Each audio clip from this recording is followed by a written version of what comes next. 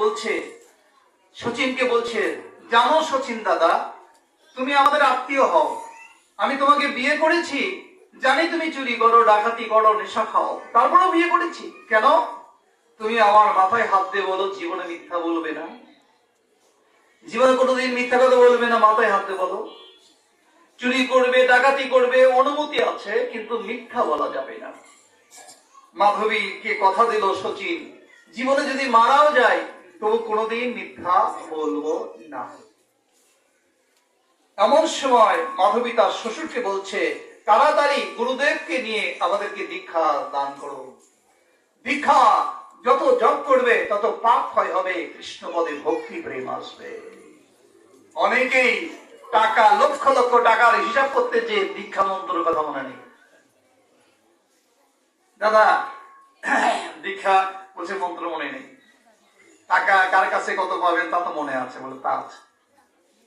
টাকা আপনি কার কাছে কত পাবেন এটা আপনার মনে আছে, খাতা না থাকলেও সমস্যা নেই, কিন্তু দীক্ষা মন্ত্র সামান্য একটা গুরু দেওয়া, গুরুর বীজ মন্ত্র সেটা মনে নেই। কেননা টাকাকে যত ভালোবেসি আমি গুরু বীজটাকে অত ভালোবাসি। কারণ মানুষ যাকে বেশি ভালোবাসে তাকে প্রতিদিন কিছু না কিছু স্মরণ হয়, এটা মানুষের স্বভাব।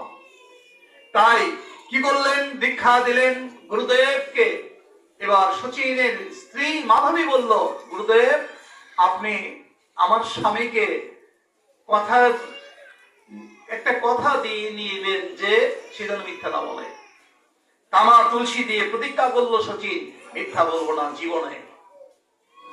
এমন সময় সচিন তার দীক্ষা হয়ে গেল, এবার মন্ত্র জপ হবে। বলছে এই মন্ত্র আমি কখন জপ করবো গুরুদেব? বলছে যে 10 বার জপ করবে, শুধু কানেকশন থাকবে। যদি বাড়িতে কারেন্ট থাকে আর যদি সংযোগ থাকে তার লাইট জ্বলবে। কারেন্ট যদি না থাকে তাহলে কারেন্টের আলো কখনো জ্বলবে না। বাল্ব আছে অনেক হাজার হাজার, কিন্তু সংযোগ নেই, লাইট জ্বলবে? জ্বলবে না। তাই গুরুদেব কৃপা করে বলেছে, তোরা যদি 108 বার জপ করতে নাও পারিস, অন্তত 10 বার স্মরণে থাকিস। স্মরণেই ভজন, স্মরণে থাকো। তখন সচিন এবার কি করেছে, স্ত্রীকে বলছে, ওগো গুরুদেবের দক্ষিণা দেব, বাবার যত টাকাই থাক আমি আমার টাকা দিয়ে দক্ষিণা দেব। কি করবে তুমি?